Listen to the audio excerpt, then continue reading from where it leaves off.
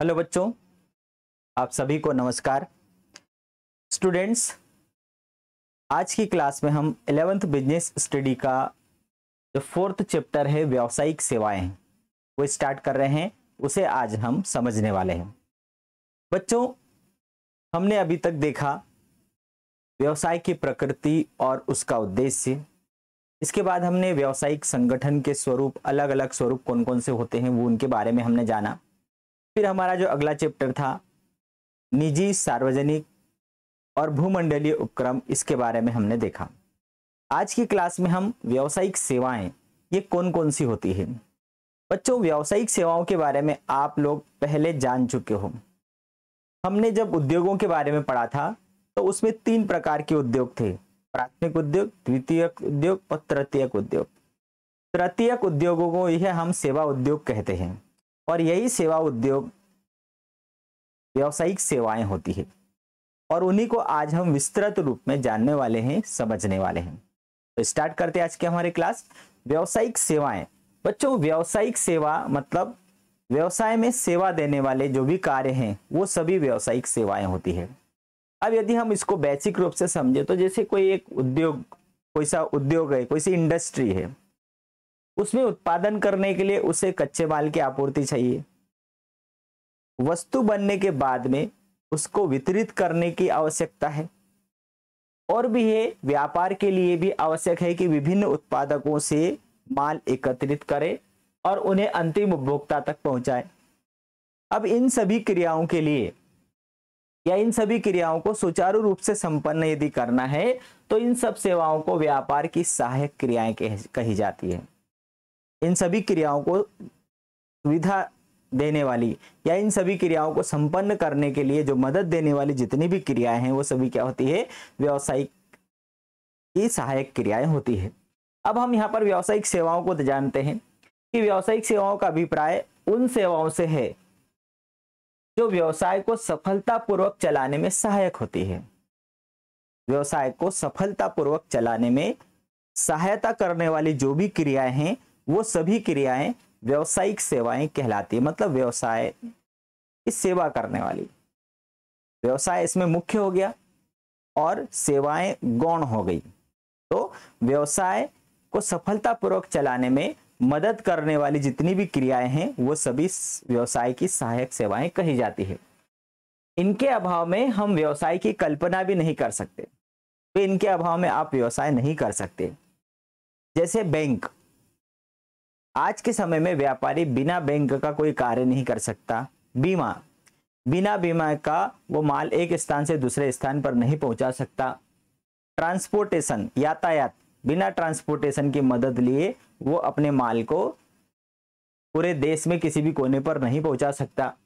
संग्रहण, भंडार गृह, वेयर हाउस, आप यदि व्यापारी के पास वेयर हाउस नहीं होगा तो आपको उचित समय पर माल नहीं मिल पाएगा। संदेश वाहन, कम्युनिकेशन, यदि संदेश वाहन नहीं होगा, कम्युनिकेशन नहीं होगा तो आप एक दूसरे के साथ सौदा नहीं कर पाएंगे। और भी ऐसी बहुत सारी सेवाएं। इन सभी व्यावसायिक सेवाओं की प्रकृति ये सभी व्यवसाय में मदद करने की होती है और इनके बिना आप व्यवसाय नहीं कर सकते। तो समझ गए होंगे व्यावसायिक सेवाएं किसे कहते हैं। तो व्यावसायिक सेवाओं का अभिप्राय उन सेवाओं से है जो व्यवसाय को सफलतापूर्वक चलाने में सहायक होती है, जिनके बिना व्यवसाय की हम कल्पना भी नहीं कर सकते। जैसे बैंक, बीमा, यातायात, भंडार गृह, संदेश वाहन, ये सभी व्यावसायिक सेवाएं कही जाती है। अब इनकी प्रकृति क्या है? व्यावसायिक सेवाओं की प्रकृति या फिर व्यावसायिक सेवाओं की विशेषताएं क्या है? तो सबसे पहले इसकी विशेषता है कि जो भी व्यावसायिक सेवाएं हैं वो कैसी होती है? अदृश्य होती है या अमूर्त होती है, जिन्हें आप देख नहीं सकते। जो भी सर्विस है उसे आप देख नहीं सकते, अदृश्य है, छू नहीं सकते। हाँ, लेकिन उसके बिना आपका काम भी नहीं हो सकता। सेवाओं को देखा और छुआ नहीं जा सकता, केवल इनका लाभ उठाया जा सकता है। उदाहरण के लिए डॉक्टर से इलाज। डॉक्टर ने जो इलाज किया है वो एक सर्विस है और ये सेवा केवल आप महसूस कर सकते हैं, आपको जो फायदा हुआ है उससे। दूसरी इसकी विशेषता होती है भिन्नता। विभिन्न ग्राहकों की मांग और आशाओं में अंतर होता है। प्रत्येक कस्टमर की जो मांग है वो अलग है और उसको दी जाने वाली सेवा अलग होगी। जैसे मोबाइल सेवाएं, ब्यूटी पार्लर की सेवाएं, सब अलग अलग प्रकार की है। तीसरा है अपृथक्करणीयता। अपृथक्करणीयता मतलब सेवा को उसके उत्पादक से अलग नहीं किया जा सकता। सेवा को उसके उत्पादक से अलग नहीं किया जा सकता। जैसे डॉक्टर और डॉक्टर के द्वारा दी जाने वाली सर्विस, अब इन दोनों को अलग नहीं कर सकते। उसका उत्पादन और उपभोग दोनों एक साथ होता है। जिस समय उसका उत्पादन होता है उसी समय उसका उपभोग भी किया जाता है। जैसे डॉक्टर के द्वारा जो सेवा दी जाती है तो तत्काल वो जो भी सर्विस दे रहा है वो उसी समय उसकी सेवाएं ली जा सकती है।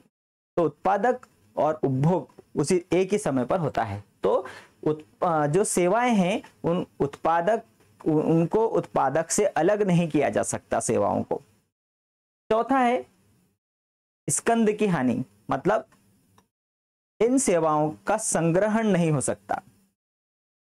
सेवाओं को कभी आप संग्रहित नहीं कर सकते। जैसे हम पढ़ रहे हैं तो जैसे डॉक्टर है तो डॉक्टर की सेवा, तो आप डॉक्टर की सेवा उसी समय ले सकते, लेकिन आप सोचिए कि नहीं मैं बाद में ले लूंगा, इसको मैं स्टोर कर लूं, संग्रह कर लूं।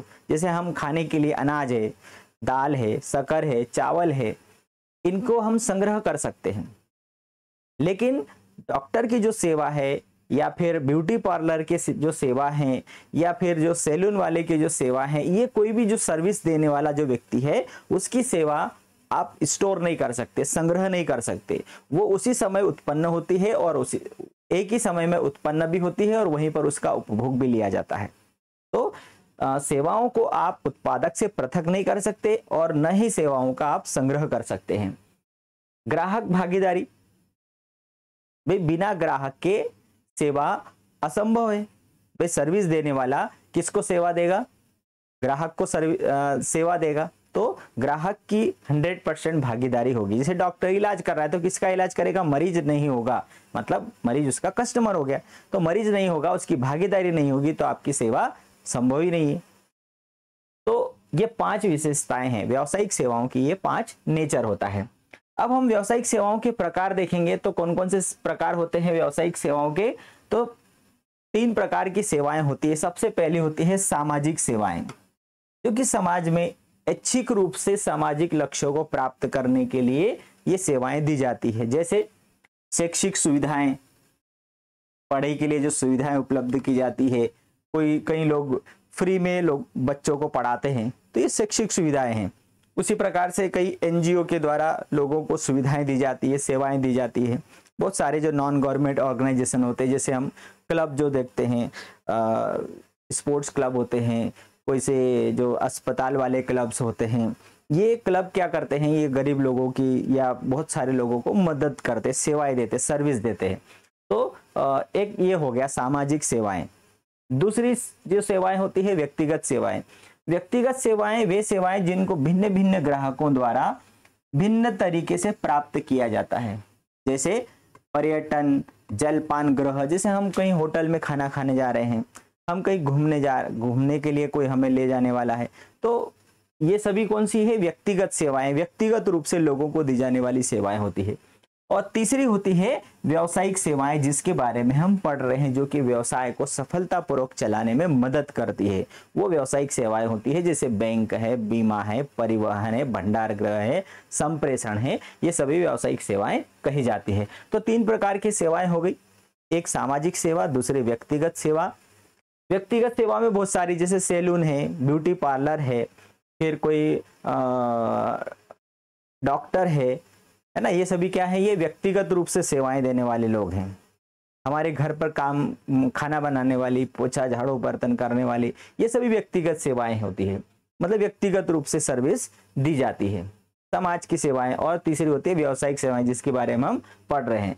अब हमारे पास अगला आ रहा है व्यावसायिक सेवाओं में सबसे पहली जो सर्विस है, जो व्यवसाय को चलाने में बहुत मदद करते हैं, जिसके बिना आप व्यवसाय का संचालन नहीं कर सकते हैं, और वो सबसे पहली सेवा है बैंक। भाई बैंक किसे कहते हैं? तो बैंक से अभिप्राय एक ऐसी संस्था से है जो कि मुद्रा का लेन देन करती है। भाई व्यापारी मतलब वस्तु का लेन देन करता है, वस्तु खरीदता है और बेचता है और प्रॉफिट कमाता है। बैंक क्या करती है? तो बैंक मुद्रा का लेन देन करती है, मुद्रा लेती है और मुद्रा देती है। यह संस्था लोगों के रुपए अपने पास जमा के रूप में स्वीकार करती है। लोग बैंक में पैसा जमा करने आते हैं, उसको स्वीकार करती है और उनका ऋण के रूप में उधार देती है। और जो पैसा जमा उसके पास रहता है, यदि कोई व्यक्ति ऋण लेता है, उधार लेता है, तो उसको उधार प्रदान करती है। आजकल मुद्रा लेन देन के अतिरिक्त बैंक कई और भी कार्य करती है। बहुत सारे बैंकों के द्वारा किए जाने वाले कार्य हैं। अब कौन कौन से कार्य हैं? तो एक होती है व्यापारिक बैंक, है ना, व्यापार करने वाली बैंक, जो हमारे जो SBI है, बैंक ऑफ इंडिया है, आप जिन बैंकों से लेन देन करते हो वो सभी कौन सी बैंक हैं? वो व्यापारिक बैंक हैं। अब इन बैंकों के द्वारा कौन से कार्य किए जाते हैं? तो एक होते हैं प्राथमिक कार्य और दूसरे होते हैं सहायक कार्य। तो बैंकों के द्वारा, व्यापारिक बैंकों के द्वारा किए जाने वाले प्राथमिक कार्य कौन कौन से हैं? तो सबसे पहला बैंक के द्वारा कौन सा कार्य किया जाता है? आप मन से भी लिख सकते हो, जमा स्वीकार करना। बैंक अपने ग्राहकों से जमा स्वीकार करती है। बैंक का प्रमुख कार्य है जनता से जमा को स्वीकार करना है। मतलब लोग जब बैंक में पैसा जमा करने आते हैं उनके अकाउंट में, तो उसको एक्सेप्ट करती है। बैंक विभिन्न प्रकार के ग्राहकों की आवश्यकताओं के अनुकूल निम्नलिखित प्रकार के खाते, जैसे निश्चितकालीन जमा खाता जिसको हम FD बोलते हैं, चालू जमा खाता, करेंट अकाउंट जिसको हम बोलते हैं, बचत खाता, सेविंग अकाउंट, हम सभी का जो अकाउंट बैंक में होता है वो सेविंग अकाउंट होता है। चालू खाता व्यापारियों का चालू खाता होता है। FD फिक्स्ड अकाउंट, 5 साल के लिए, 10 साल के लिए आप पैसे को जमा कर देते हो, FD होती है। आवर्ती जमा खाता जिसको हम क्या बोलते हैं? RD मतलब आप हर महीने या फिर आप हर महीने पैसा उसमें जमा कर रहे हैं। बहुविकल्पी जमा खाता जिसमें बहुत सारे ऑप्शन मिलते हैं। ये सभी खोलने की सुविधा बैंक के द्वारा दी जाती है और उन अकाउंट्स में पैसा जमा किया जाता है और बैंक के द्वारा उसको एक्सेप्ट किया जाता है। तो जमा स्वीकार करना ये बैंक का पहला प्राथमिक कार्य हो गया। दूसरा बैंक का कार्य है ऋण देना। दूसरा बैंक का कार्य कौन सा है? ऋण देना।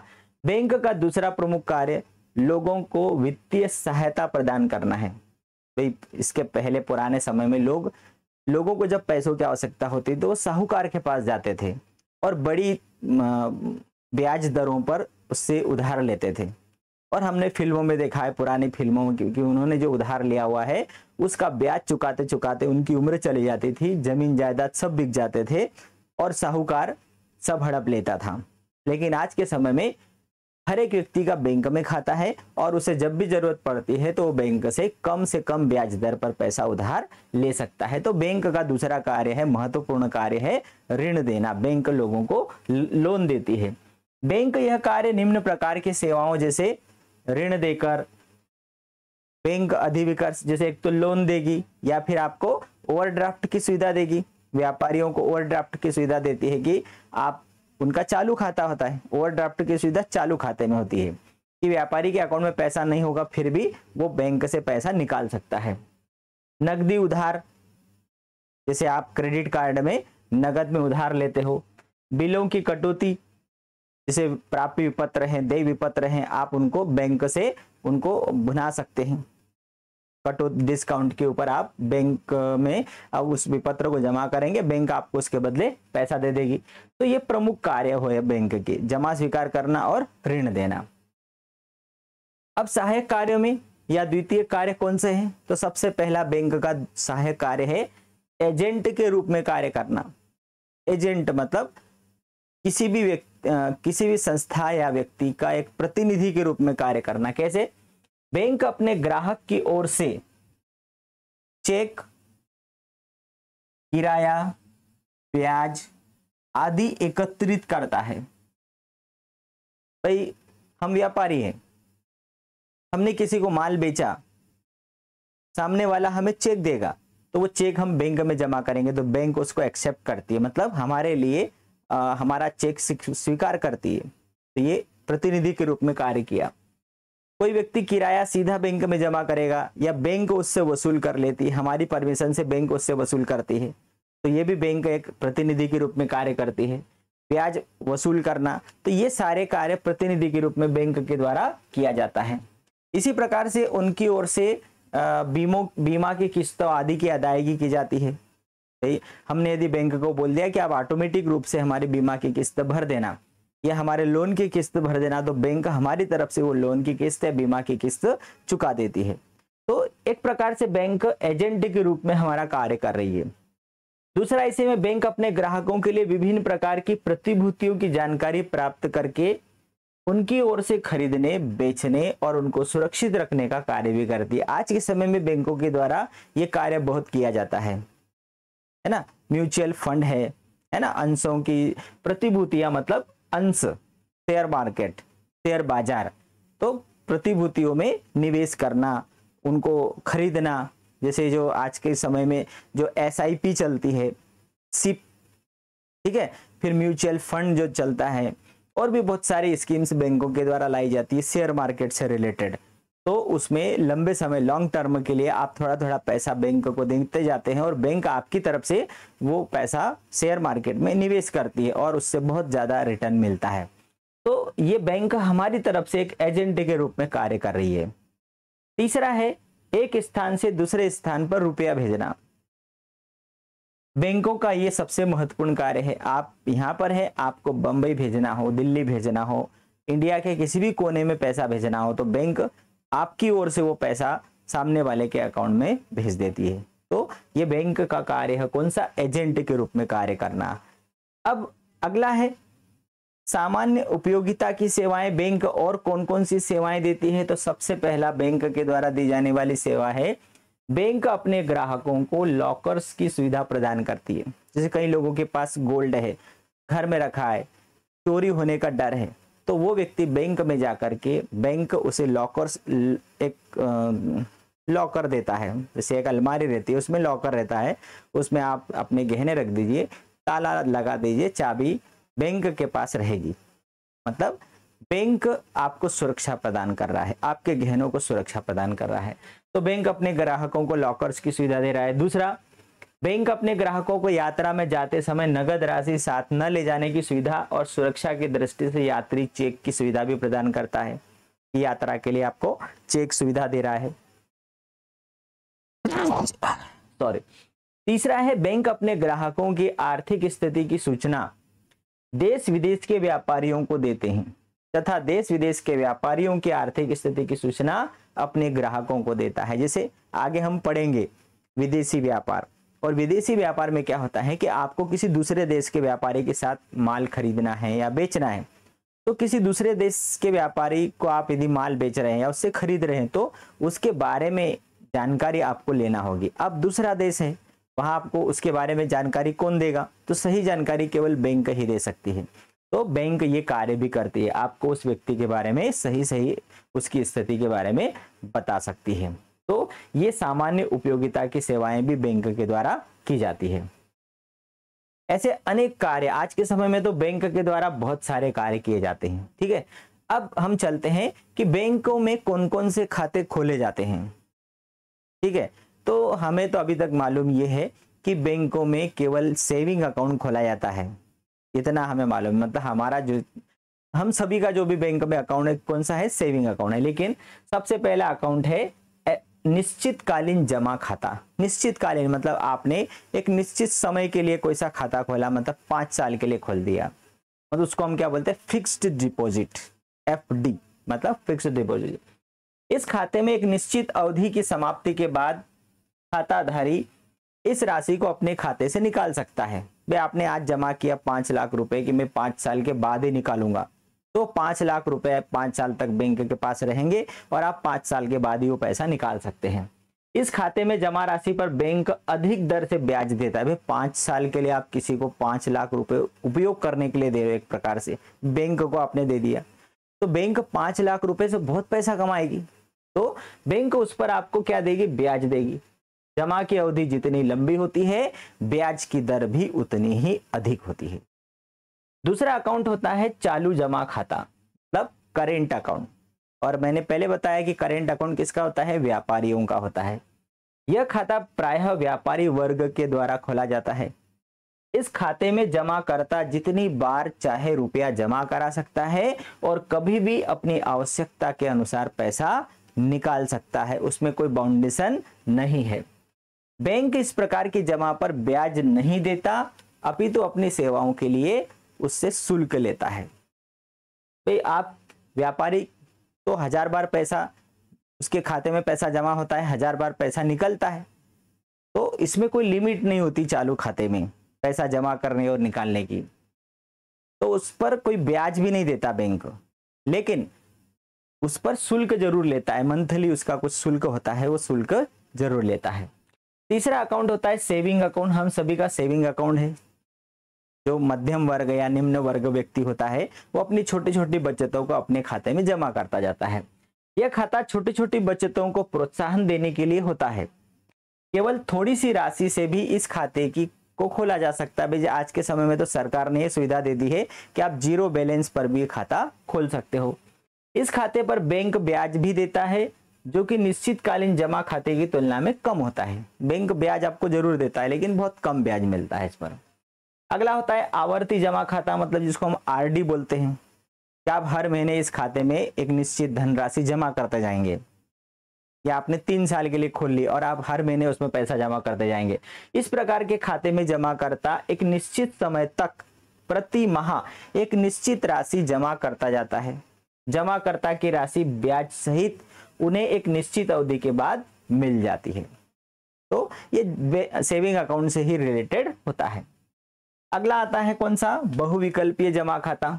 अब ये बहुविकल्पीय जमा खाता मतलब यह खाता बचत खाता और मियादी जमा खाते का मिश्रण है। मियादी मतलब एक निश्चित समय के लिए आपने कोई सा अकाउंट खोला है, जैसे एफडी पहला नंबर देखा था, और दूसरा कौन सा है? Saving account. इसके अंतर्गत खाता धारक के निर्देश के अनुसार उसके बचत खाते में पड़ी धनराशि एक निश्चित सीमा के बाद मियादी जमा में परिवर्तित कर दी जाती है। तो आपको मान लो हर महीने पैसा आ रहा है, आपने बैंक को बोल दिया कि आप 10 तारीख तक इंतजार करिए, 10 तारीख के बाद मेरे खाते में से आप एक निश्चित राशि 1000 2000 रुपए आप इस खाते में आप ट्रांसफर कर देना। इसी प्रकार यदि किसी समय उसके बचत खाते में पड़ी राशि उसके द्वारा काटे गए चेक के लिए अपर्याप्त होती है, तो शेष राशि मियादी जमा से बचत खाते में हस्तांतरित कर दी जाती है। भी मियादी से बचत खाते में भी राशि हस्तांतरित हो जाती है। इस खाते से खाताधारी को 2 लाभ होते हैं। उसे उचित दर से ब्याज मिलता है और इसमें से चेक के अनादर होने का जोखिम कम होता है। जैसे कई व्यापारी होते हैं, तो व्यापारी ने बोल दिया कि भाई इतनी तारीख तक या 15 तारीख तक देख लेना, 15 तारीख के बाद मेरे खाते में से एक निश्चित धनराशि, जैसे जो भी पैसा होगा उसमें से आप 10%, 20%, 50% पैसा मियादी जमा खाते में ट्रांसफर कर देना, क्योंकि पैसा पड़ा रहता है तो खर्च हो जाता है, इसलिए उसमें ट्रांसफर हो जाएगा। और मान लो इसी बीच आपने किसी को चेक दे दिया, आपने 5000 का चेक दे दिया और आपके खाते में 2000 पड़े हैं, तो आपने जो चेक दिया है यदि उसमें आप अकाउंट में तो 2000 है, चेक 5000 का है, तो वो चेक वापस नहीं आएगा, आपके मियादी अकाउंट में से चेक की राशि भुगतान कर दी जाएगी, मतलब चेक वापस नहीं आने वाला। ये बहुविकल्पीय जमा खाते की सुविधा है। ठीक है, आगे हम चलते हैं अन्य बैंकिंग सुविधाएं। सबसे पहले बैंक हमें ऋण देती है। ऋण मतलब लोन, कैश, नगद के रूप में उधार देती है और उस पर ब्याज लगाया जाता है, जैसे पर्सनल लोन। ठीक है, फिर home loan, car loan, motorcycle loan, आज दुनिया भर के लोन बैंकों के द्वारा लोगों को दिए जाते हैं। दूसरी सुविधा होती है बैंक ओवरड्राफ्ट। बैंक ओवरड्राफ्ट मतलब आपके अकाउंट में पैसा नहीं है, फिर भी आप बैंक से पैसा ले सकते हैं, निकाल सकते हैं, ये बैंक अधिविकर्ष हो गया। नगदी उधार, नगदी उधार ओवरड्राफ्ट जैसा ही एक व्यवस्था है। इसके अंतर्गत खाताधारी किसी मूर्त संपत्ति की जमानत पर अपने खाते में जमा धनराशि से अधिक एक निश्चित सीमा तक रुपया निकाल सकता है। इसके लिए चालू खाते का होना अनिवार्य नहीं है, इसमें केवल निकलवाई गई राशि पर ही ब्याज देना होता है। जैसे मान लो आपने गोल्ड रख दिया, तो उस गोल्ड के बदले आप पैसा बैंक से निकाल सकते हैं। बिलों की कटौती, जैसे व्यापार में प्राप्य पत्र, देय पत्र यूज किए जाते हैं, तो उन प्राप्य पत्र, देय पत्रों को बैंक से भुनाया जा सकता है। बैंक ड्राफ्ट, डीडी जिसको हम बोलते हैं, डिमांड ड्राफ्ट, वो उसके माध्यम से भी पैसा ट्रांसफर किया जाता है, भुगतान किया जाता है। बैंक चेकर, बैंकर्स चेक, जो चेक के माध्यम से भुगतान किया जाता है, पैसा लिया जाता है, ये सभी कार्य बैंकों के द्वारा किए जाते हैं। अब हमारे पास में अगला पॉइंट आ रहा है कौन सा, इलेक्ट्रॉनिक बैंकिंग सेवाएं। आज के समय में इलेक्ट्रॉनिक बैंकिंग सेवाएं आ गई है। भाई हम बहुत कम बैंकों में जाते हैं, आज के समय में सभी डिजिटल सेवाएं आ गई, इलेक्ट्रॉनिक तरीके से हम जैसे यूपीआई के माध्यम से, ऑनलाइन बैंकिंग के माध्यम से, एटीएम के माध्यम से हम पैसा निकालते हैं, पैसा ट्रांसफर करते हैं, किसी को पेमेंट करते हैं। बहुत सारे कार्य आज के समय में इसके माध्यम से किए जाते हैं। तो इलेक्ट्रॉनिक बैंकिंग सेवाएं मतलब बैंक व्यवहारों में कंप्यूटर व इंटरनेट के प्रयोग करने को ही इलेक्ट्रॉनिक बैंकिंग कहते हैं। इलेक्ट्रॉनिक माध्यमों से बैंकिंग का कार्य करना। इलेक्ट्रॉनिक माध्यम मतलब जैसे इंटरनेट हो गया या फिर कंप्यूटर हो गया, इनके माध्यम से आप बैंकिंग करते हैं। बैंकिंग मतलब मुद्रा का लेन देन करना, तो इसे कहा जाता है इलेक्ट्रॉनिक बैंकिंग। इस सेवा के कारण अब ग्राहकों को बैंक से लेन देन करने के लिए हर समय बैंक जाने की जरूरत नहीं है, बल्कि 24 घंटे कहीं भी बैठे हुए कंप्यूटर व इंटरनेट की सहायता से बैंक से लेन देन करना संभव है। जैसे अभी मान लो जो समय हो रहा है, आपको रात को 12 बजे 11 बजे किसी को पैसा पेमेंट करना है, तो आप अपने घर पर बैठे बैठे किसी को भी पेमेंट कर सकते हैं। तो ये इलेक्ट्रॉनिक बैंकिंग के माध्यम से हो सकता है, कंप्यूटर और इंटरनेट के माध्यम से हो सकता है, और इसे ही हम इलेक्ट्रॉनिक बैंकिंग कहते हैं। मुख्य बैंकिंग सेवाएं कौन कौन सी है, मतलब इलेक्ट्रॉनिक बैंकिंग में कौन कौन सी सेवाएं हैं? तो सबसे पहला है इलेक्ट्रॉनिक फंड ट्रांसफर प्रणाली। इस प्रणाली के अंतर्गत इंटरनेट के माध्यम से रुपया एक खाते से दूसरे खाते में हस्तांतरित किया जाता है। इसका प्रयोग प्राय संस्थाओं के द्वारा अपने कर्मचारियों के खाते में मजदूरी और वेतन के हस्तांतरण के लिए किया जाता है। भाई हम सभी आजकल करने लगे हैं, खाते से दूसरे खाते में हम पैसा ट्रांसफर कर देते हैं, और बहुत सारे माध्यम है, आप ऑनलाइन के माध्यम से, यूपीआई के माध्यम से आप ट्रांसफर कर सकते हैं। दूसरा है स्वचालित टेलर मशीन, मतलब एटीएम, ऑटोमेटिक टेलर मशीन, मतलब उसका शॉर्ट फॉर्म हो गया एटीएम। एक ऐसी मशीन है जिसमें कार्ड डालने तथा अपनी व्यक्तिगत पहचान संख्या मतलब पिन नंबर डालने से रुपया निकाला और जमा कराया जा सकता है, और यह मशीन 24 घंटे काम करती है। एटीएम कार्ड, डेबिट कार्ड जिसको हम बोलते हैं, आप एटीएम पर जाएंगे, वहां कार्ड लगाएंगे, आपका पिन नंबर डालेंगे, आप पैसा निकाल सकते हैं, जमा कर सकते हैं, अपना बैलेंस पता कर सकते हैं, किसी को फंड ट्रांसफर कर सकते हैं। ये सारी सुविधाएं आपको उसमें मिलती हैं। फिर है डेबिट कार्ड। डेबिट कार्ड मतलब एटीएम कार्ड। आज के समय में तो एटीएम कार्ड से आपको एटीएम पर जाने की जरूरत नहीं है, वही डेबिट कार्ड आप आपके यूपीआई में आप उसको ऐड कर लीजिए, और उसके माध्यम से आप यूपीआई के माध्यम से कहीं पर भी मोबाइल के माध्यम से पेमेंट कर सकते हैं। डेबिट कार्ड बैंक के ग्राहकों को उसकी बैंक में जमा राशि के बदले जारी किया जाता है। ग्राहक इसके आधार पर माल सेवा के विक्रेता को तुरंत भुगतान कर सकता है, यदि विक्रेता के पास टर्मिनल सुविधा उपलब्ध हो। भाई ये सिंपल सी बात है कि यदि आपके पास यूपीआई, तो सामने वाला भी यूपीआई से जुड़ा हुआ होना चाहिए, तो ही उसके अकाउंट में पैसा ट्रांसफर होता है। क्रेडिट कार्ड, आज तो रोज हमारे पास फोन आते हैं, तो क्रेडिट कार्ड बैंक अपने उन ग्राहकों को जारी करता है जिनकी साख बैंक की नजरों में बहुत अच्छी होती है। भाई बैंक के साथ आपके लेन देन अच्छे हैं तो बैंक आपको क्रेडिट कार्ड उपलब्ध कराती है कि भाई आपके पास पैसा नहीं है, तो आप इस क्रेडिट कार्ड से आप एडवांस में पैसा दे दीजिए, मतलब बैंक से पैसा लेकर के किसी को दे दीजिए, और एक समय सीमा दी जाती है 20 दिन 40 दिन के अंदर आप बिना ब्याज के उस पैसे को रिटर्न कर दीजिए।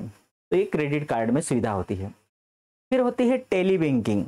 टेली बैंकिंग मतलब इस सुविधा के अंतर्गत बैंक का ग्राहक फोन पर किसी भी समय अपने खाते का शेष व कुछ अंतिम व्यवहारों की जानकारी प्राप्त कर सकता है।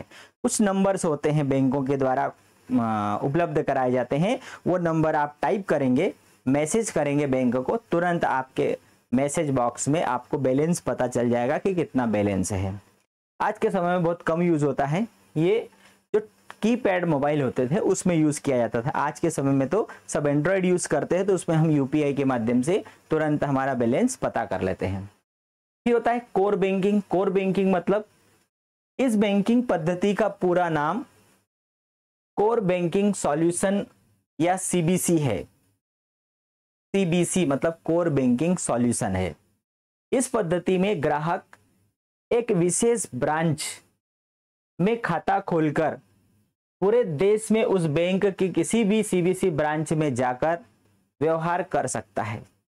सीबीसी ब्रांच ग्राहक के लिए यह अर्थहीन है कि वह किस सीबीसी ब्रांच का ग्राहक है। जैसे एसबीआई, आप पूरे भारत में किसी भी एसबीआई ब्रांच में जाकर के आप अपना अकाउंट का जो व्यवहार है वो कर सकते हैं, बैंक आपको मना नहीं करेगा। क्यों? क्योंकि ये एसबीआई जो है वो टोटल कोर बैंकिंग है।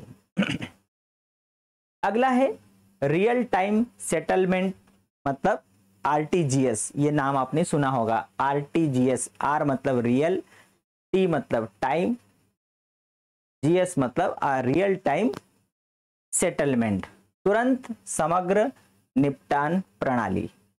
आरटीजीएस कोषों के हस्तांतरण की प्रक्रिया है। कोष मतलब फंड। जब बड़ी रकम होती है तो यूपीआई में भी एक लिमिट हो जाती है कि आप 1 लाख रुपए से ज्यादा पैसा किसी को ट्रांसफर नहीं कर सकते। फिर आपके नेट बैंकिंग में भी एक लिमिट आ जाती है कि आप किसी को भी पैसा एक साथ इतना पैसा तुरंत ट्रांसफर नहीं कर सकते हैं, पहले आपको उसमें ऐड करना पड़ेगा, फिर पैसा आप किसी को भी ट्रांसफर कर पाओगे। तो जो आरटीजीएस होता है, आरटीजीएस के माध्यम से आप एक खाते में से दूसरे बैंक खाते में धन का हस्तांतरण तुरंत हो जाता है। इस प्रणाली के अंतर्गत आरटीजीएस के व्यावसायिक घंटों में कंप्यूटर के माध्यम से लेन देन की प्रक्रिया लगातार चलती रहती है। मतलब आप कितना भी पैसा दूसरे खाते में ट्रांसफर कर सकते हैं आरटीजीएस के माध्यम से। आपको बैंक में एक चेक देना पड़ेगा, वो बैंक उस चेक के माध्यम से दूसरे खाते में पैसा ट्रांसफर कर देगी। फिर होता है नेफ्ट। नेफ्ट मतलब नेशनल इलेक्ट्रॉनिक फंड ट्रांसफर। ये भी फंड ट्रांसफर का दूसरा माध्यम है नेफ्ट। यह कोष हस्तांतरण का अत्यंत सुरक्षित, विश्वसनीय, तेज और मितव्ययी साधन है। इस योजना के अंतर्गत दो पक्षों के मध्य कोषों का हस्तांतरण इलेक्ट्रॉनिक निर्देश के द्वारा होता है। इसमें निश्चित समय अंतराल के पश्चात समूह में लेन देनों का निपटारा किया जाता है। जैसे सोमवार से शुक्रवार दिन में 6 बार, सुबह 9:30 से 12 बजे तक, दोपहर में 1 से 3 बजे तक, 4 बजे, तथा शनिवार को दिन में 3 बार। ऐसा एक निश्चित समय है जिसमें नेफ्ट की जो प्रक्रिया है वह की जाती है। तो ये सभी कौन से माध्यम है? नेफ्ट हो गया, आरटीजीएस हो गया, कोर बैंकिंग हो गया, टेली बैंकिंग हो गया, क्रेडिट कार्ड है, डेबिट कार्ड है, एटीएम मशीन है और इलेक्ट्रॉनिक फंड ट्रांसफर प्रणाली है जो कि इंटरनेट बैंकिंग है, यूपीआई है, आजकल एसबीआई के द्वारा योनो एसबीआई है। हर एक बैंक के द्वारा अपना एक ऐप बनाया गया है, उसके माध्यम से आप पैसे का ट्रांसफर कर सकते हैं, लेन देन कर सकते हैं। 24 आवर्स ये चालू रहते हैं। ठीक है, तो ये इलेक्ट्रॉनिक बैंकिंग हो गई। अब इलेक्ट्रॉनिक बैंकिंग से ग्राहकों को क्या लाभ हुआ है? तो आपने ऊपर जो पढ़ा होगा इसी से आप समझ गए होंगे कि इलेक्ट्रॉनिक बैंकिंग से कस्टमर को क्या लाभ है। सबसे पहला लाभ है कि ये 24 घंटे 365 दिन बैंकिंग सुविधाएं उपलब्ध कराने में सहायक है। 24 घंटे और 365 दिन आप हमेशा आपके लिए सुविधाएं उपलब्ध है। दूसरा, यह प्रत्येक व्यवहार का रिकॉर्ड रखने के कारण वित्तीय अनुशासन की भावना के विकास में सहायता करती है। आप एक बार पासबुक में एंट्री करना भूल जाएंगे, लेकिन आपने ऑनलाइन बैंकिंग के माध्यम से जो भी ट्रांजैक्शन किया है आपके पास उसका मैसेज भी आएगा, उसका रिकॉर्ड भी आपको मिलेगा। दूसरा फायदा, यह ग्राहकों को कुछ व्यवहार घर या दफ्तर से ये यात्रा करते समय मोबाइल फोन के माध्यम से भी करने की सुविधा प्रदान करते हैं। नकदी लेकर यात्रा करने से बचाकर ग्राहकों को अधिक सुरक्षा उपलब्ध कराते हैं। भाई मोबाइल बैंकिंग के माध्यम से आपको नकद ले जाने की जरूरत नहीं है। 99% व्यक्ति आज के समय में नकदी नहीं ले जाता, वो मोबाइल से ही सारी एक्टिविटी करता है। अब ई बैंकिंग से बैंकों को क्या लाभ हुआ, ये तो ग्राहकों को लाभ हुआ। सबसे पहला तो केंद्रीकृत डेटाबेस शाखाओं के कार्यभार को घटाने में सहायक हुआ। जैसे कोर बैंकिंग जो बैंकें हैं तो उनका जो कार्यभार बहुत कम हो गया, मतलब जो लंबी लंबी लाइन लगती थी वो समाप्त हो गई। यह बैंकों को प्रतियोगितात्मक लाभ प्रदान करता है, कंपटीशन की भावना होती है एक दूसरी बैंकों में, वो सबसे पहले कौन अच्छी योजनाएं लेकर आ रहा है। यह बैंकों को असीमित नेटवर्क उपलब्ध कराती है, तो ये सभी फायदे हैं। फिर ये आरटीजीएस और नेफ्ट में क्या अंतर है। अब किसी किसी के मन में आ रहा होगा कि सर आरटीजीएस में भी फंड ट्रांसफर होता है और नेफ्ट में भी फंड ट्रांसफर होता है, तो दोनों में क्या अंतर है। आरटीजीएस में एक बैंक खाते से दूसरे बैंक के खाते में धन का हस्तांतरण तुरंत हो जाता है, जबकि नेफ्ट में धन का हस्तांतरण निश्चित समय के अंतराल समूह में होता है। ये छोटा सा अंतर है, एक खाते से दूसरे खाते में धन का हस्तांतरण होता है, आरटीजीएस में भी यही होता है, नेफ्ट में भी होता है। लेकिन आरटीजीएस में कोई निश्चित समय नहीं है, लेकिन नेफ्ट में एक निश्चित समय है, उसी समय के दौरान आप पैसे का हस्तांतरण कर सकते हैं। दूसरा है 2 लाख से ज्यादा कोषों को हस्तांतरण आरटीजीएस द्वारा किया जाता है। आरटीजीएस में 2 लाख से ज्यादा, जबकि 2 लाख से कम कोषों का हस्तांतरण नेफ्ट द्वारा किया जाता है। भाई आरटीजीएस में 2 लाख से ज्यादा होगा तो आप आरटीजीएस कर सकते, 2 लाख से कम है तो आप नेफ्ट कर सकते। मतलब यहाँ पर पैसे की जो लिमिट है वो आ गई। ये दोनों में खास अंतर है ये, ठीक है। तो ये पहला हमारा जो पॉइंट था बैंकिंग, मतलब व्यावसायिक सेवाओं में जो पहली सेवा हमने देखी कौन सी, बैंकिंग, जो कि बहुत ही इंपॉर्टेंट थी, बहुत ही महत्वपूर्ण थी। अब हमारे पास दूसरी सेवा आ रही है और वो सेवा है कौन सी, बीमा। जिस प्रकार से एक व्यापार बिना बैंक के सफल नहीं हो सकता है या बिना आप व्यापार का संचालन नहीं कर सकते, उसी प्रकार से बिना बीमा के भी आप व्यापार नहीं कर सकते। तो बीमा मतलब अंग्रेजी में हम उसको बोलते इंश्योरेंस, या फिर दूसरे शब्दों में बोले तो सुरक्षा। बीमा एक प्रकार का अनुबंध है जिसके अंतर्गत एक पक्षकार किसी दूसरे पक्षकार को एक प्रतिफल के बदले में किसी अप्रत्याशित घटना के फलस्वरूप होने वाली उस हानि, क्षति या टूट फूट की भरपाई के लिए तयशुदा राशि देने के लिए सहमत हो जाता है। अब इसको हम शॉर्ट में, मतलब उसको मैं एक एक लाइन को समझाता हूं। सबसे पहला तो क्या है कि बीमा क्या है, एक बीमा एक अनुबंध है। बीमा क्या है, एक अनुबंध है। अनुबंध मतलब समझौता है। अब मुझे बताइए समझौता कितने लोगों के बीच होता है, 2 लोगों के बीच समझौता होता है। मतलब कितने पक्ष हो गए, 2 पक्ष हो गए।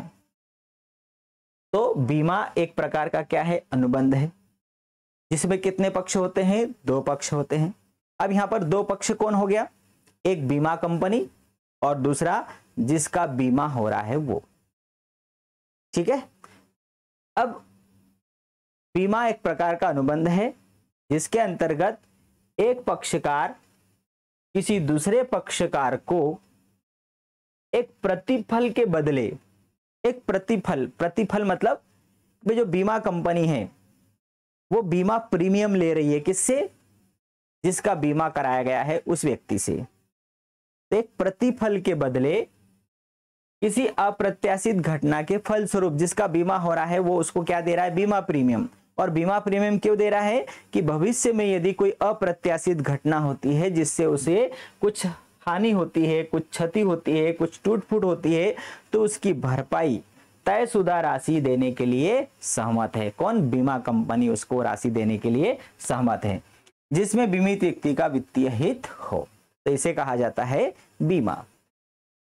अब बीमा कौन से सिद्धांतों पे काम करता है, भाई बीमा के कुछ सिद्धांत हैं जिसके आधार पर बीमा कंपनियां काम करती है। तो सबसे पहला सिद्धांत है बीमा का परम सद्विश्वास का सिद्धांत। परम शब्द मतलब परमवीर चक्र हम बोलते ना, है ना, तो ये परम शब्द मतलब बहुत बड़ा शब्द हो गया, और सद्विश्वास मतलब दोनों पक्षों के बीच में परम विश्वास होना चाहिए। सद मतलब सच्चा, सत्य, जिसमें झूठ का कहीं पे भी नामो निशान नहीं होना चाहिए।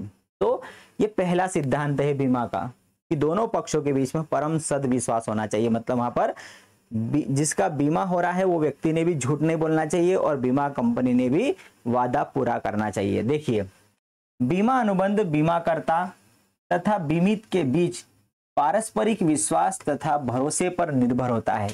एक दूसरे का विश्वास और एक दूसरे के भरोसे पर। क्यों? क्योंकि जिस व्यक्ति का बीमा हुआ है वो तो मर गया, लेकिन वो किस पर विश्वास कर रहा है? बीमा कंपनी पर। हर बीमा अनुबंध की यह शर्त है कि दोनों पक्षकार मतलब बीमाकर्ता और बीमित सारी जानकारी एक दूसरे को दे, जिससे उनके अनुबंध में शामिल होने वाले निर्णय पर प्रभाव पड़ सके। मतलब कोई भी व्यक्ति कोई बात न छिपाए, एक दूसरे को सारी बातें बता दे। ये परम सद्विश्वास का सिद्धांत। दूसरा सिद्धांत है बीमा योग्य सिद्धांत। मतलब आप जिसका बीमा करवा रहे हो उससे आपको कुछ फायदा होना चाहिए तो ही आप उसका बीमा कराओ। नहीं तो कोई अंतिम सांसें ले रहा है, बूढ़ा व्यक्ति है, अंतिम सांसें ले रहा है और आप बीमा कंपनी को बोलोगे कि भैया इसका 1 करोड़ का बीमा कर दो, तो बीमा कंपनी उसका फॉर्म भरते भरते ही सामने वाला निपट गया तो बीमा कंपनी 1 करोड़ रुपए देने वाला नहीं है। क्योंकि मरने वाले में आपका क्या हित है? बीमा योग्य हित का मतलब कि जिस वस्तु का आप बीमा करा रहे हो, जिस व्यक्ति का बीमा करा रहे हो, उसके जाने से आपको बहुत क्षति होने वाली है, उसमें आपका कुछ हित है। इसका अर्थ है बीमा अनुबंध को विषय वस्तु में कोई आर्थिक हित होना, बीमा योग्य हित होना किसी भी बीमा अनुबंध की अनिवार्य शर्त होती है। बीमा की गई वस्तु में उसकी स्थिति ऐसी होनी चाहिए कि वस्तु के बने रहने से उसे लाभ होगा और नष्ट होने से उसे हानि।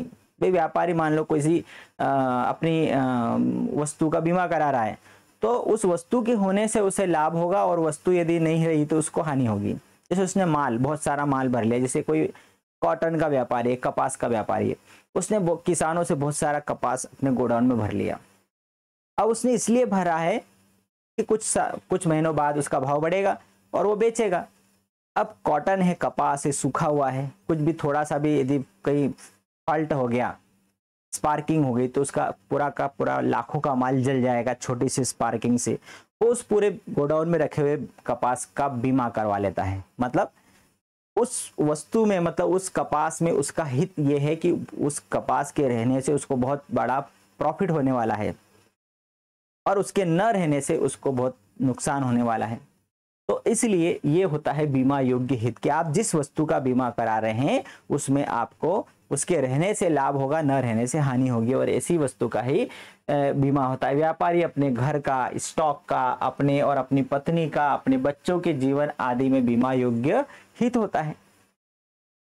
तीसरा सिद्धांत है क्षतिपूर्ति। क्षतिपूर्ति का मतलब होता है जीवन बीमा के अतिरिक्त अन्य सभी बीमा अनुबंधों पर लागू होता है। ये सबसे इंपॉर्टेंट लाइन है।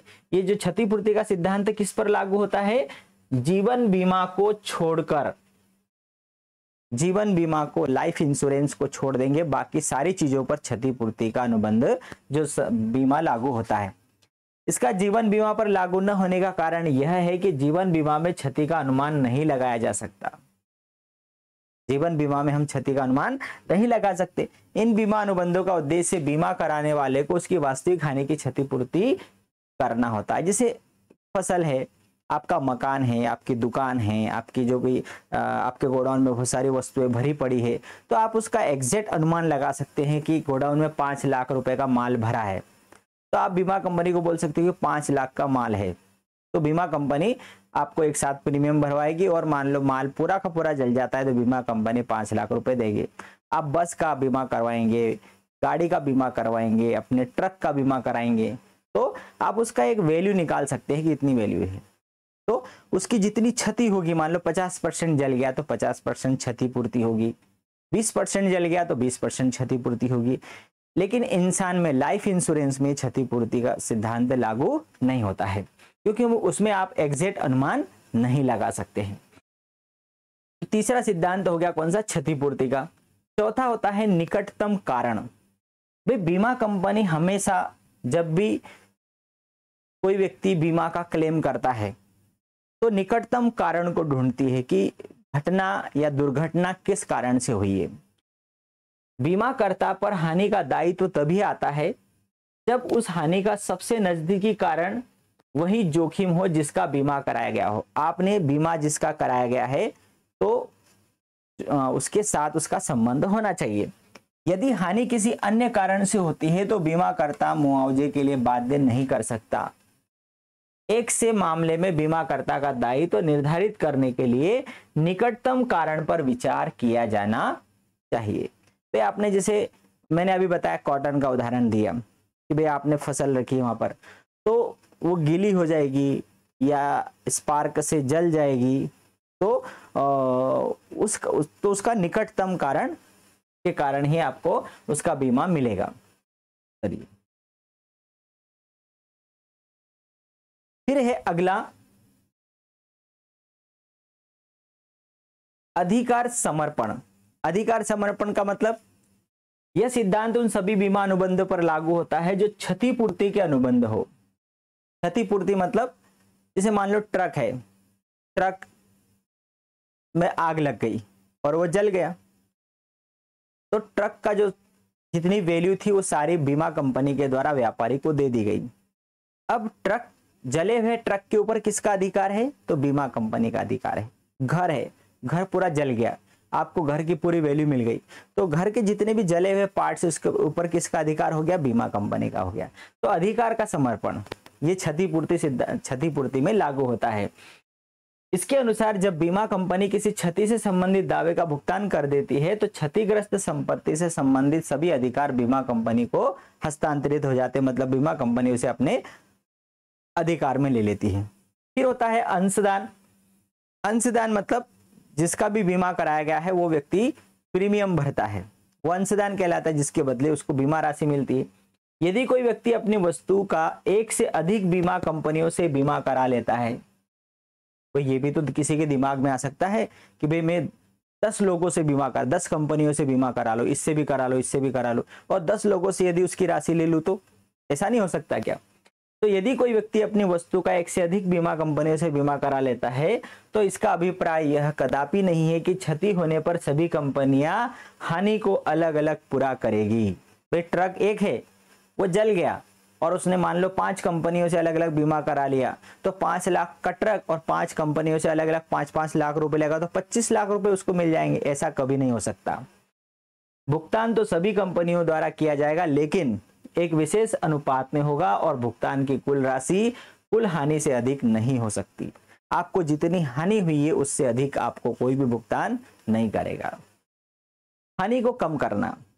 हानि को कम करना मतलब भाई घर जल रहा है तो उसमें आप और घी डालेंगे तो बीमा कंपनी आपको कभी पैसा नहीं देगी। हाँ, आप उसको बचाने की कोशिश करेंगे कि आपकी हानि कम से कम हो, आप उसको नुकसान होने से कम करना चाहेंगे, तो ऐसी कंडीशन होना चाहिए। हानि को कम करना मतलब बीमित का यह कर्तव्य है कि बीमाकृत संपत्ति के साथ कोई दुर्घटना हो, मतलब दुर्घटना हो जाने की स्थिति में हानि की राशि को न्यूनतम जोखिम रखने के लिए सभी उपाय करे, और ऐसा न करने की स्थिति में उसका दावा अस्वीकृत हो सकता है। बीमा कंपनी देखिए कि भाई इन्होंने बचाने की कोशिश करी है या नहीं। यदि नहीं की होगी तो बीमा कंपनी आपका दावा अस्वीकृत कर देगी। ये सारे सिद्धांतों पर बीमा काम करता है, ठीक है। बीमा कंपनियां इन सिद्धांतों पर काम करती है। अब कितने प्रकार का बीमा होता है? तो एक होता है जीवन बीमा, इंसान के जीवन का एक बीमा होता है। दूसरा होता है सामान्य बीमा। अब ये सामान्य बीमा में अग्नि बीमा, मतलब आपकी जो भी वस्तु है, गोडाउन में जो सामान रखा है उसका आप जो फायर इंश्योरेंस होगा। समुद्री बीमा, जहाज से आप माल भेज रहे हो एक देश से दूसरे देश, तो जहाज डूब सकता है, जहाज के अंदर पानी आ जाए तो आपका सामान गीला हो जाए, चोर लुटेरे डाकू जो समुद्री डाकू लूट ले तो आप उसका बीमा करवाते हो। और भी बीमे है जैसे फसल बीमा, पशु बीमा, मोटर वाहन बीमा, आपका जो स्वास्थ्य का बीमा है, ये सारे बीमे ये सब किस में आते हैं? सामान्य बीमे में आते हैं। अब जीवन बीमा, तो जीवन बीमा तो बहुत प्रकार का होता है, हम सभी को मालूम है। इसके अंतर्गत बीमा की राशि का भुगतान पॉलिसी की अवधि समाप्त होने पर अथवा पॉलिसी धारक की मृत्यु होने पर किया जाता है। भाई आपने 10 साल के लिए आपने बीमा लिया तो आप 10 साल तक उसकी पॉलिसी भरेंगे और 10 साल के अंदर यदि आपकी मृत्यु नहीं होती तो 10 साल के बाद आपको पॉलिसी की जितनी राशि आपने भरी है वो राशि भी ब्याज सहित आपको मिल जाएगी। और इसी बीच मान लो किसी व्यक्ति की मृत्यु हो जाती तो आपने जितने रुपए का बीमा कराया है उतनी बीमा की राशि उस व्यक्ति के परिवार को दे दी जाती है। अब जीवन बीमा पॉलिसियों के प्रकार कौन कौन से हैं, तो एक तो संपूर्ण जीवन बीमा पॉलिसी, आपके पूरे जीवन भर के लिए आपने पॉलिसी ले रखी है। बंदोबस्त जीवन बीमा पॉलिसी मतलब इस पॉलिसी के अंतर्गत बीमाकर्ता बीमित को या उसके द्वारा मनोनीत उत्तराधिकारियों को उसके एक निर्धारित उम्र तक पहुंचने पर या उसकी मृत्यु पर जो भी पहले वो एक उल्लेखित राशि अदा करने का वादा करता है। आपने 15 साल के लिए बीमा कराया तो 15 साल में यदि मान लो किसी की मृत्यु हो जाएगी तो बीमा कंपनी उसको देगी, है ना। ये एक बंदोबस्त करना मतलब एक समय को बांध देना। संयुक्त जीवन बीमा पॉलिसी मतलब ज्वाइंट मिल करके, जैसे हम व्यापार में 4 पार्टनर मिलकर कोई व्यापार कर रहे हैं तो एक भी साझेदार मर गया, मृत्यु हो गई तो उसके दायित्व का वहन कौन करेगा। तो ऐसी कंडीशन में सभी साझेदार मिलकर एक ज्वाइंट पॉलिसी ले लेते हैं जिससे कि जो हानि है उसकी भरपाई की जा सके। वार्षिकी ये भी एक पॉलिसी, इसके अंतर्गत बीमित के किसी निर्धारित आयु तक पहुंच जाने के बाद राशि मासिक, त्रैमासिक, अर्धवार्षिक या वार्षिक किस्तों में देय होती है। और यह पॉलिसी उन लोगों के लिए उपयोगी है जो कुछ अवधि के बाद अपने और अपने आश्रितों के लिए एक नियमित आय प्राप्त करने के इच्छुक हो। जैसे मान लो आपने 15 साल के लिए कोई सी पॉलिसी ले ली होती है, 15 साल तक आपने बीमा प्रीमियम भरा, 15 साल के बाद आपको हर 5 साल में कुछ निश्चित रकम बीमा कंपनी के द्वारा लौटाते जाएंगे। 25,000 रुपए, 25,000, पहले 5 साल में 25,000 थी, फिर अगले 5 साल में 25,000 थी, फिर हर साल या फिर आपको एक निश्चित धनराशि बीमा कंपनी के द्वारा रिटर्न की जाएगी। ये वार्षिकी द्वारा कहा जाता है। बाल बंदोबस्ती पॉलिसी मतलब बच्चा आपका छोटा है कि 18 वर्ष का पूर्ण हो जाने के बाद आपको एक निश्चित धनराशि मिले तो इसे बाल बंदोबस्ती पॉलिसी कहलाती है, बच्चों के लिए जो ली जाती है। तो ये जीवन बीमा से रिलेटेड बहुत सारी पॉलिसियां हैं, हम सभी को पता है। सामान्य बीमा में अग्नि बीमा आग से बचाने के लिए, जैसे मकान का बीमा होता है, या फिर व्यापारी अपने गोडाउन में रखे हुए माल का बीमा करवाता है, अपनी दुकान का बीमा कराता है कि भाई किसी भी कारण से आग लग सकती है तो यह बीमा अग्नि से क्षति के विरुद्ध सुरक्षा प्रदान करता है। यदि बीमित की संपत्ति को अग्नि के कारण क्षति पहुंचती है तो उसे बीमा कंपनी से क्षतिपूर्ति के रूप में क्षतिग्रस्त संपत्ति का मूल्य प्राप्त होता है। दूसरा होता है समुद्री बीमा। विदेशी व्यापार में जब समुद्र से माल एक स्थान से दूसरे स्थान पर जाता है तो उस माल का बीमा कराया जाता है। माल गीला हो जाए, समुद्र में जहाज डूब जाए या समुद्री लुटेरों के द्वारा लूट लिया जाता है, ऐसी कंडीशन में समुद्री बीमा होता है। 3 प्रकार का होता है, जहाज का बीमा, माल का बीमा और भाड़े का बीमा। जहाज का बीमा भी होता है, माल का बीमा भी होता है और आपने जो भाड़ा दिया है उसका बीमा भी होता है। अन्य जोखिमों का बीमा जैसे स्वास्थ्य का बीमा, हम बोलते हैं ना जो हमारा मेडिक्लेम हम लेते हैं हमारे स्वास्थ्य के संबंध में, ये सब हमको मालूम है बीमा से रिलेटेड। अब अगली सुविधा जो आ रही है, अगली जो व्यावसायिक सेवा आ रही है, और वो व्यावसायिक सेवा, पहला हमने पढ़ा बैंक, दूसरा हमने पढ़ा बीमा, अब तीसरी जो सुविधा आ रही है, तीसरी व्यावसायिक सेवा आ रही है वो कौन सी है? संचार। संचार मतलब कम्युनिकेशन। बिना संचार के कोई भी व्यक्ति किसी से बात नहीं कर सकता। आज हम जो बातें कर रहे हैं ये संचार ही है, कम्युनिकेशन ही है, इसके माध्यम से हम आपस में एक दूसरे की बातों को समझ पा रहे हैं। संचार एक महत्वपूर्ण सेवा है जो व्यवसायियों, संगठनों तथा ग्राहकों के बीच कड़ी का कार्य करता है, मतलब उनको जोड़ने का कार्य करता है। यह लोगों को शिक्षित करती है, उनके ज्ञान में वृद्धि करती है, उनके दृष्टिकोण को विस्तृत करती है। जैसे विज्ञापन है तो विज्ञापन के माध्यम से भी वो एक कम्युनिकेशन हो रहा है, ठीक है। या फिर कोई सूचना है, सूचना को पढ़ के वो कुछ शिक्षित हो रहा है, उसको जानकारी मिल रही है। यह लोगों, व्यवसायियों एवं वाणिज्यिक क्रियाओं के सफल संचालन में सहायता करती है। संचार एक महत्वपूर्ण सेवा है जो किसी राष्ट्र के तंत्रिका केंद्र के रूप में कार्य करती है। संचार सेवाओं को इस प्रकार हम वर्गीकृत कर सकते हैं, डाक और दूर संचार सेवाएं। एक तो पोस्ट के माध्यम से हम कम्युनिकेशन करते हैं, किसी को पत्र भेजते हैं, किसी को कुछ गिफ्ट भेजते हैं, किसी को कुछ सामान भेजते हैं। और दूसरा होता है दूर संचार सेवाएं, मतलब telephone, radio, TV, internet, mobile, इनके माध्यम से। तो डाक सेवाओं में प्रत्येक व्यवसायी प्रतिदिन सुबह से मतलब प्रतिदिन बहुत से पत्र, बाजार के प्रतिवेदन, पार्सल, मनी ऑर्डर ये बाहर भेजता है और बाहर से भी प्राप्त करता है। और यह सभी सेवाएं डाक और तार घर द्वारा प्रदान की जाती है। रेलवे के माध्यम से डाक से भेजी जाती है, पोस्ट ऑफिस से भेजी जाती है, जो कि देश भर में फैले हुए हैं। डाक विभाग द्वारा कौन कौन सी सेवाएं दी जाती है? तो सबसे पहले डाक के द्वारा कौन सी सेवाएं दी जाती है आज के समय में? तो बहुत सारी फाइनेंशियल जो सर्विस है डाक, पोस्ट ऑफिस दे रहा है हमें। वित्तीय सेवाएं, आज के समय में पोस्ट ऑफिस भी एक बैंक बन गया है।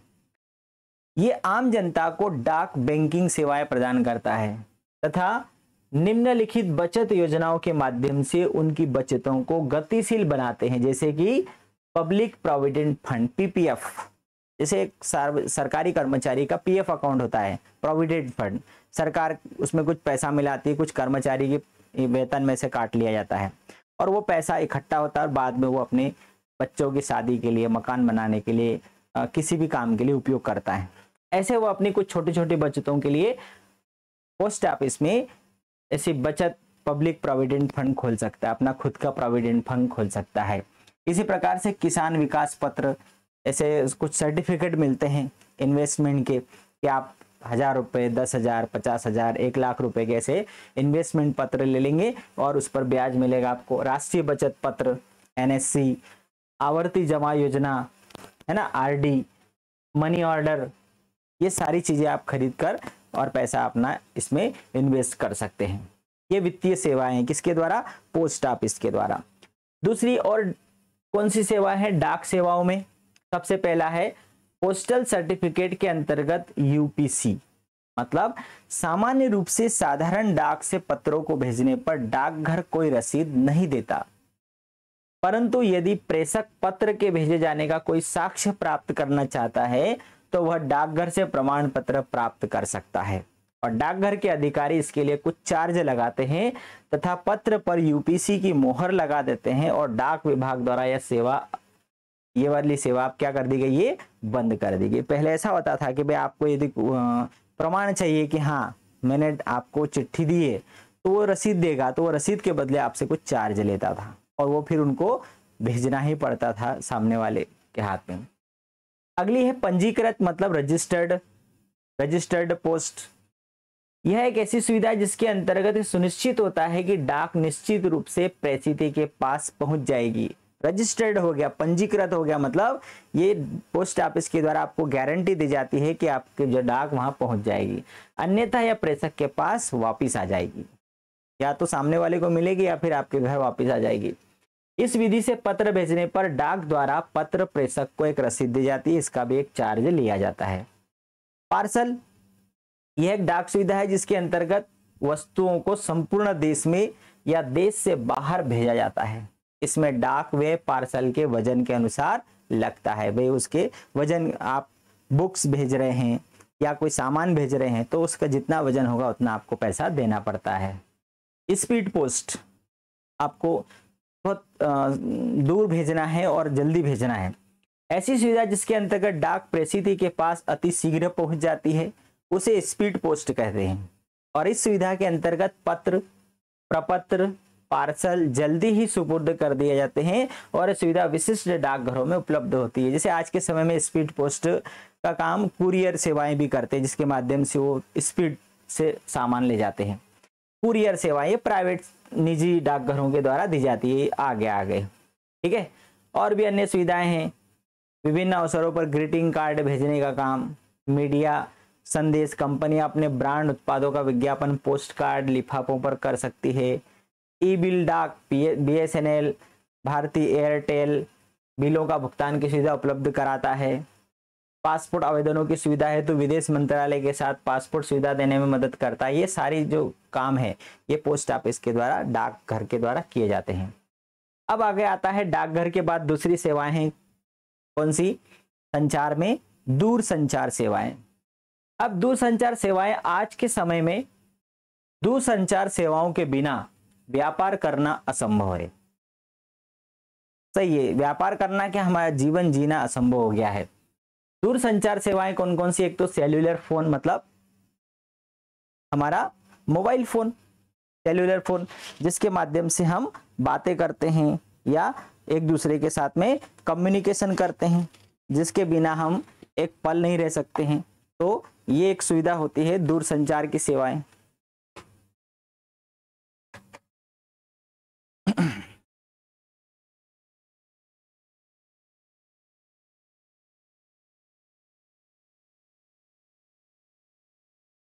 फिर है पेजर, पहला हो गया सेलुलर फोन मतलब मोबाइल फोन। दूसरा हो गया पेजर, मतलब यह एक मार्गीय तारहीन संचार उपकरण है जो संदेश को लिखित रूप में प्राप्त और रिकॉर्ड करता है, और इसमें संदेश को किसी भी समय किसी भी जगह प्राप्त किया जा सकता है। मतलब आपको लिखित रूप में ये प्राप्त होगा। फिर है स्थायी लाइन सेवाएं। इन सेवाओं में वॉइस एवं नॉन वॉइस मैसेज, लंबी दूरी के ट्रैफिक से लिंक स्थापित करने के लिए डेटा सेवाओं सहित सभी प्रकार की स्थायी लाइन सेवाएं शामिल हो जाती है। इनके द्वारा अन्य प्रकार की दूरसंचार सेवाओं के साथ भी इंटरकनेक्टिविटी दी जाती है। केबल सेवाएं, स्थायी लाइन सेवाएं मतलब आपके घर का लैंडलाइन, ठीक है, इसके माध्यम से। केबल सेवाएं, केबल के माध्यम से। इनका उपयोग ऐसी मीडिया सेवाओं होता है जो एक मार्गीय मनोरंजन संबंधी सेवाएं होती है। जैसे हमारे घर में पहले केबल के माध्यम से जो डीटीएच कनेक्शन है, जो आज के समय में हम ऑनलाइन जो छतरी के माध्यम से या हम direct DTH, direct to home internet के माध्यम से हम चला लेते हैं, वो पहले केबल सुविधाएं होती थी, ठीक है। फिर है अति लघु एपर्चर टर्मिनल सेवाएं। यह उपग्रह आधारित सेवा होती है। इसका उपयोग नवकरणीय अनुप्रयोग जैसे टेली कैडिसिन, बाजार दर, टेलीमेडिसिन आदि हेतु किया जाता है। और भी ये डायरेक्ट टू होम डीटीएच बोलता है, ये भी एक उपग्रह आधारित मीडिया है। मतलब हमारा जो सैटेलाइट है, उपग्रह, उसके माध्यम से आपके घर सीधा प्रसारण टीवी पर होता है और आप सीधा ऑनलाइन इंटरनेट के माध्यम से रिचार्ज कर लेते हैं। एक छोटे dish antenna set top box की सहायता से टेलीविजन पर देखा जा सकता है। आपका जो सेट टॉप बॉक्स है या कोई एंटीना है, उसके माध्यम से आप सीधे कोई से भी चैनल को देख सकते हैं। तो ये डायरेक्ट टू होम सेवा हो गई। फिर अति लघु एपर्चर टर्मिनल सेवाएं हो गई, केबल सेवाएं हो गई, स्थायी लाइन मतलब ये लैंडलाइन हो गया, ये केबल सेवा हो गई, और आजकल तो केबल भी हट गया और डीटीएच आ गया। मतलब ये तो हम देख ही रहे। एक फोन, मोबाइल फोन है हमारे पास। पेजर मतलब फैक्स। दूसरा फैक्स मतलब एक ऐसी मशीन आती है कि हम यहाँ से मैसेज भेजेंगे तो सामने वाले के उस मशीन में वो प्रिंट आउट निकल आएगा। स्थायी मतलब लैंडलाइन सेवाएं। केबल सेवाएं, आपके घर केबल आता है और आपके टीवी में आप उसको लगा देते हैं। पहले ऐसे डिब्बा टीवी होती थी, उसमें केबल कनेक्ट हो जाता था और आप वो सारे चैनल देख सकते थे। और डायरेक्ट टू होम सेवाएं, आज के समय में केबल हट गई और आपके यहाँ क्या लग गया, एक सेटअप बॉक्स लग गया। आप रिचार्ज करते हो और आपका सेटअप बॉक्स काम करने लग जाता है। तो ये सभी सुविधाएं कौन सी सेवाएं होती है? दूरसंचार सेवाएं, जिनके माध्यम से भी आज व्यवसाय में बहुत सारे कार्य किए जाते हैं। तो ये संचार सेवाएं हो गई। तो सबसे पहले हमने कौन सी देखी? बैंकिंग। दूसरी देखी हमने बीमा, और तीसरी सेवाएं कौन सी देखी हमने? संचार सेवाएं। तो ये कुछ महत्वपूर्ण सेवाओं के बारे में हमने देखा आज की क्लास में। व्यावसायिक सेवाओं के बारे में जाना कि व्यावसायिक सेवाएं कौन कौन सी होती है और किस प्रकार से काम करती हैं। जो महत्वपूर्ण सेवाएं थी उनके बारे में आज की क्लास में हमने जाना और समझा। इस वीडियो को देखिए, अच्छा लगे तो लाइक करिए और अपने दोस्तों के साथ शेयर करिए। अगले वीडियो में फिर मिलेंगे, तब तक के लिए बाय।